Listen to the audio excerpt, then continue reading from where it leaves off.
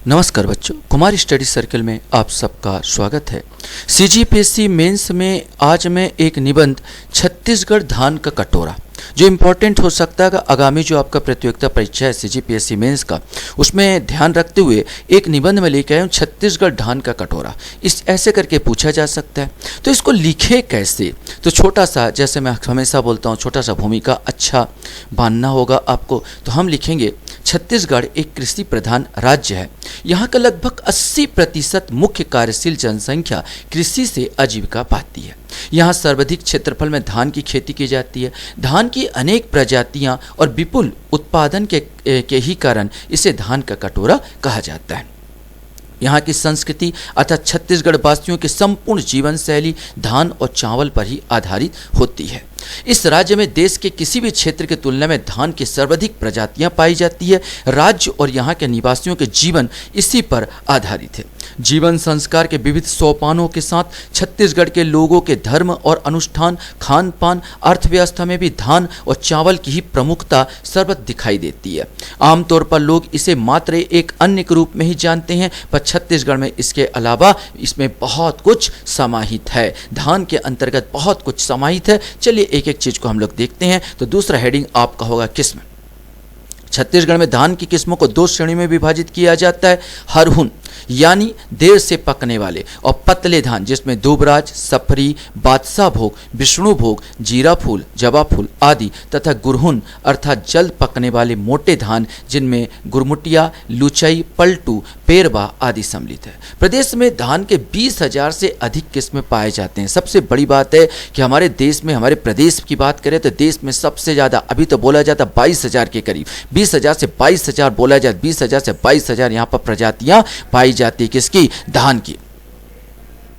पद्धति की बात कर लिए, छत्तीसगढ़ में दो विधियां छीटा और रोपा चावल उगाया जाता है। रोपा विधि में पौधा तैयार करके उसे खेतों में लगाया जाता है। इस विधि में 15 से 20% उपज अधिक होती है। छीटा विधि में बीज का सीधा छिड़काव किया जाता है।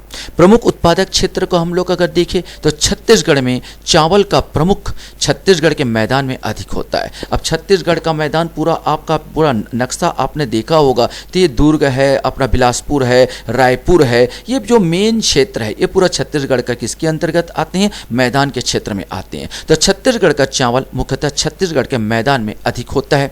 इसके क्षेत्र हैं दुर्ग, चांपा, जांजगीर, रायपुर, बिलासपुर, राजनांदगांव, कोरबा, सरगुजा के साथ साथ जहां सिंचाई के अधिक सुविधा उपलब्ध है वहां वर्षा उपरांत भी फसल ली जाती, जैसे धमतरी, रायपुर, दुर्ग, जांजगीर, चांपा आदि में ठंड व ग्रीष्म काल में भी फसल ली जाती है। मैंने दोहरी फसल यहाँ पर ली जाती है। बाकी यहाँ पर पानी की थोड़ा सा कमी है, इसलिए वर्षा काल में ही सबसे ज्यादा धान की फसल यहाँ पर होती है।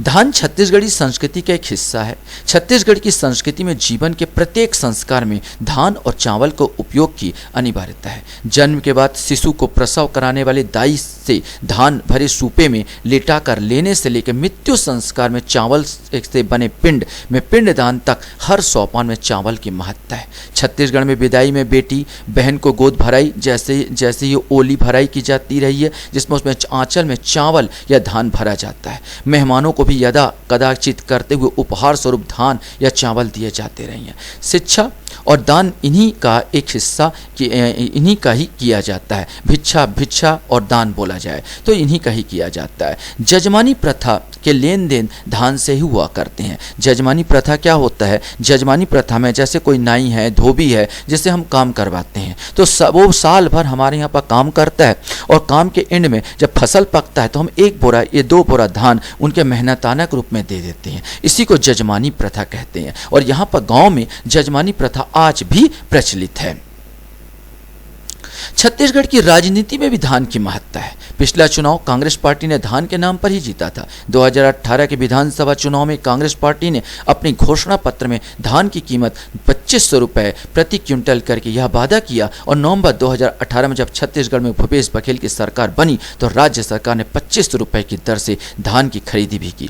राज्य के मुख्यमंत्री भूपेश बघेल किसानों को कर्ज माफी और धान की इस बढ़ी हुई कीमत को छत्तीसगढ़ की अर्थव्यवस्था के लिए एक बड़ी उपलब्धि बताते हैं। माने हमारे यहाँ पर जो धान बहुत इंपॉर्टेंट है, धान के एवज में ही, किसान माफी के एवज में ही भूपेश बघेल जीते। हमने जानते हैं कि भूपेश बघेल को जीतने का जो मेन कारण था वो धान किसानों को सब्सिडी देना, किसानों को छूट माफ करना, कर्ज माफी करना और किसानों को जो बोला धान में सबसे ज्यादा बढ़ोतरी करने वाली बात थी। राज्य सरकार द्वारा चलाई जा रही योजनाएं भी धान के लिए ही होती है। कृषि विकास के क्षेत्र में अनेक कार्यक्रम छत्तीसगढ़ में चलाए जा रहे हैं। इसमें प्रमाणित बीजों का प्रदाय, कृषि यंत्र का, रासायनिक उर्वरकों का वितरण, पौधा संरक्षण हेतु कीटनाशक दवाओं का प्रदाय, प्राकृतिक विपदाओं से होने वाली हानि की क्षतिपूर्ति के लिए कृषकों के लिए फसल बीमा योजना, न्यूनतम समर्थन मूल्य पर धान की खरीदी, कर्जा माफ आदि आदि योजनाएं भी चलाई रही है। सुझाव भी हो सकता है कि भाई धान की हम बढ़ोतरी के लिए और क्या सुझाव कर सकते हैं कि छत्तीसगढ़ हमारे भारत के परिदृश्य में उभर कर सामने आए। तो सिंचाई सुविधाओं के अभाव है, छत्तीसगढ़ के एक फसली क्षेत्र बनकर रह गया। इसके लिए आवश्यक है कि सिंचाई सुविधाओं का क्या किया जाए, विस्तार किया जाए। भूमि सुधार कार्यक्रम को लागू किया जाए। भूमि बहुत जगह बंजर है, उसमें सुधार करने की कोशिश किया जाए। कृषि के यंत्रीकरण, उन्नत बीज, खाद के प्रयोग को बढ़ावा दिया जाए। स्वामीनाथन कमेटी की सिफारिशों को लागू कर किसानों को दशा में क्या किया जाए, सुधार किया जाए। ऐसे बहुत सारे क्षेत्र हैं जो आपको और लगता है तो और भी दे सकते हो। ये सुझाव अपनी तरफ से दिया जा सकता है कि भाई छत्तीसगढ़ का जो धान का कटोरा है उसको बनाए रखने में हमारी क्या भूमिका अदा होनी चाहिए और हम क्या सुझाव और दे सकते हैं। निष्कर्ष छोटा सा और सॉलिड लिखना चाहिए। संक्षेप में कहा जा सकता है कि छत्तीसगढ़ न केवल कृषि प्रधान राज्य है बल्कि धान प्रधान राज्य भी है। यहाँ की मिट्टी धान के लिए उपयुक्त है। यहाँ की संस्कृति, रीति रिवाज, परंपरा में धान की खुशबू है। राजनीति भी इससे अछूती नहीं है, इसलिए इसे धान का कटोरा कहा जाता है। इति सिद्धम। आशा करता हूँ यह वीडियो भी आपको अच्छा लगा होगा। आगामी वीडियो फिर मैं दूंगा। एक बात और, मैंने करीब 15-16 मैंने निबंध के अच्छे वीडियो डाले हैं। आप चाहते हो तो आप मेरे प्लेलिस्ट में जाइए और प्लेलिस्ट में निबंध वाला चैप्टर को देखिए। करीब 15-16 आपको निबंध वहां पर मिल जाएंगे। वीडियो वॉच करने के लिए फिर से एक बार धन्यवाद। Thank you very much.